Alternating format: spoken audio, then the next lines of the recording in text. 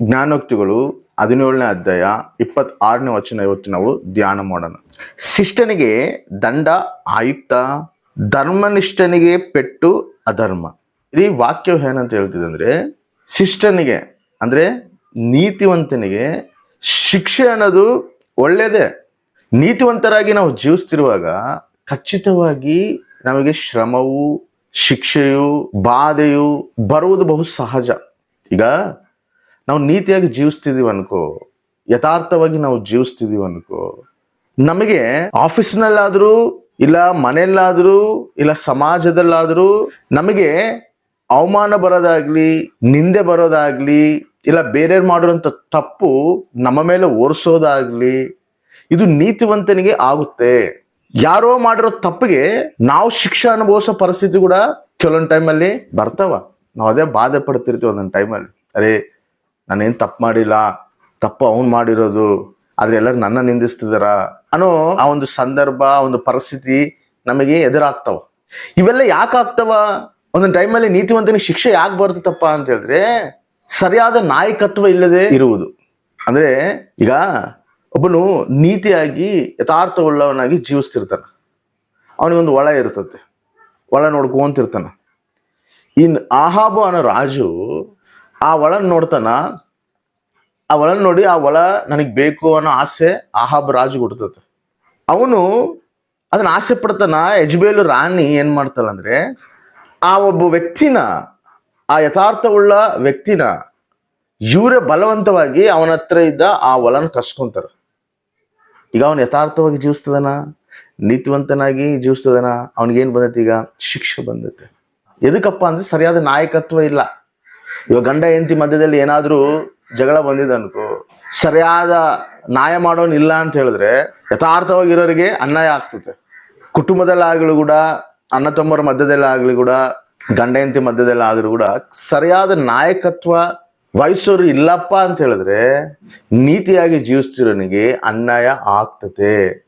ಕಾರಣ ಏನಂದ್ರೆ ಸರಿಯಾದ ನಾಯಕತ್ವ ಇಲ್ಲ, ಮೊದಲನೇದು.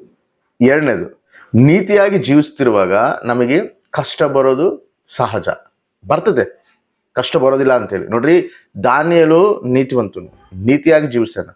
ಆದ್ರೆ ದಾನಿಯೇಲಿಗೆ ಭಯಂಕರವಾದ ಕಷ್ಟ, ಭಯಂಕರವಾದ ಶ್ರಮ ಮಧ್ಯದಲ್ಲೇ ನಡೆದನ. ಯೋಸೇಫು ನೀತಿವಂತನೇ, ಯೋಸೇಫು ಕೂಡ ಆ ಒಂದು ಕಷ್ಟ ಮಾರ್ಗದಲ್ಲೇ ನಡೆದನ. ನೀತಿವಂತನಿಗೆ ಕಷ್ಟ ಬರೋದು ಸಹಜ, ಅದು ನಮ್ಮ ಮೇಲಿಗಾಗಿ. ಯೋಸೇಫ್ಗೆ ಆ ಕಷ್ಟ ಬಂದೈತೆ, ದೇವರು ಸಿಂಹಾಸನ ಎಕ್ಕಿ ಕುಂದರ್ಸಾನ. ಅದೇ ರೀತಿಯಲ್ಲಿ ದಾನಿಯೇಲಿಗೂ ಕಷ್ಟ ಬಂದೈತೆ, ದಾನಿಯೇಲು ಪಕ್ಷ ಕೂಡ ದೇವ್ರು ನಿಂತು ಯುದ್ಧ ಮಾಡೋಣ. ಯಥಾರ್ಥವಾಗಿ ನೀನು ಜೀವಿಸ್ತಿದಿ ಅಂದ್ರೆ, ದೇವ್ರಿಗೆ ಇಷ್ಟಾನುಸಾರವಾಗಿ ನೀನು ಜೀವಿಸ್ತಿದಿ ಅಂದ್ರೆ, ನಿನಗೆ ಆ ಟೈಮಲ್ಲಿ ಕಷ್ಟ ಬರ್ತಿದ್ದಾವಂದ್ರೆ ನೀನು ನೀತಿಯಾಗಿ ಜೀವಿಸ್ತಿದಿ ಅಂತ ಅರ್ಥ. ಏನು?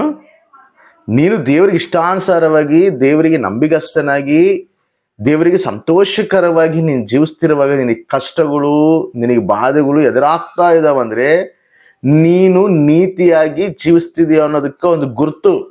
ಅದನ್ನ ಮರಿಬಾರ್ದು. ದೇವರಂತ ಹೇಳೋಣ, ಶ್ರಮ ಬರ್ತಾವ, ಆದ್ರೂ ಕೂಡ ಅದ್ರಾಗಿದ್ದ ನಾನು ನಿಮ್ಮನ್ನ ತಪ್ಪಿಸ್ತೀನಿ. ಇವೆಲ್ಲ ಒಳ್ಳೇದಕ್ಕೆ. ಯಥಾರ್ಥವಾಗಿ ನಾವು ಜೀವಿಸ್ತಿರುವಾಗ ಶ್ರಮ ಬರ್ತಿದಾವಂದ್ರೆ ಅದು ನೀತಿಯಾಗಿ ಜೀವಿಸ್ತಿದಿ ಅನ್ನೋದಕ್ಕೆ ಒಂದು ಗುರುತು. ಅದೇ ರೀತಿಯಲ್ಲಿ ನೀನು ನೀತಿಯಾಗಿ ಜೀವಿಸ್ತಿರುವಾಗ ನಿನಗೆ ಬರುವಂತ ಶ್ರಮ, ನಿನಗೆ ಬರುವಂತ ಶಿಕ್ಷೆ, ನಿನಗೆ ಶತ್ರುಗಳು ಏನಿನ್ನ ಹಾನಿ ಮಾಡಬೇಕು, ನಿನ್ನ ನಾಶನ ಮಾಡಬೇಕು ಅಂತೇಳಿ ಕೋರುತ್ತಿರ್ತಾರೋ, ದೇವರು ನೀತಿವಂತನ ಪಕ್ಷ ನಿಂತು ಯುದ್ಧ ಮಾಡ್ತಾನೆ. ದಾನಿಯೇಲು ನೀತಿಯಾಗಿ ಜೀವಿಸ್ತಿರ್ತಾನ, ದಾನಿಯೇಲಿಗೆ ಶತ್ರುಗಳು ಹೆಚ್ಚಾತಾರ. ಅವಾಗ ದೇವ್ರು ಏನು ಮಾಡ್ತಾನ? ದಾನಿಯೇಲು ಪಕ್ಷ ನಿಂತುಕೊಂಡು ದೇವ್ರು ಯುದ್ಧ ಮಾಡ್ತಾನ. ಯೋಸೇಫು ನೀತಿಯಾಗಿ ಜೀವಿಸ್ತಿರ್ತಾನ, ಯೋಸೇಫ್ಗೆ ತನ್ನ ಅಣ್ಣವರೇ ಶತ್ರು ಆಗ್ತಾರ. ಆದ್ರೆ ದೇವರು ಯೋಸೇಫನ ಪಕ್ಷ ನಿಂತ್ಕೊಂಡು ಯುದ್ಧ ಮಾಡ್ತಾನೆ. ಹಂಗ ನಾವು ನೀತಿಯಾಗಿ ಜೀವಿಸ್ತಿರುವಾಗ ನಮಗೆ ಶತ್ರುಗಳು ಬರ್ತಿರ್ತಾರ, ಶತ್ರುಗಳು ಎದುರಾಗ್ತಾರ. ಆದ್ರೂ ನಾವು ಭಯಪಡದೆ, ನಾವು ಯಥಾರ್ಥ ಉಳ್ಳವರಾಗಿ, ದೇವರಿಗೆ ನಂಬಿಗಸ್ತರಾಗಿ ನಾವು ಜೀವಿಸಿ ನಡೀತಿರುವಾಗ ದೇವರು ನಮ್ಮ ಪಕ್ಷ ನಿಂತು ಯುದ್ಧ ಮಾಡ್ತಾನೆ.